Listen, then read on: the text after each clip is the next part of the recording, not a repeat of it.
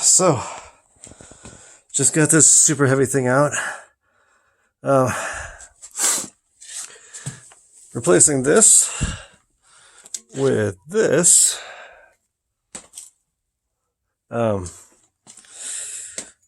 Started the whole process by trying to find the exhaust leak. I think I found the exhaust leak.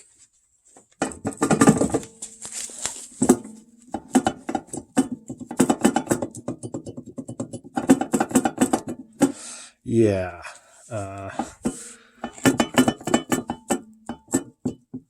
Yeah. Manifold falling off the turbo. That'll do it.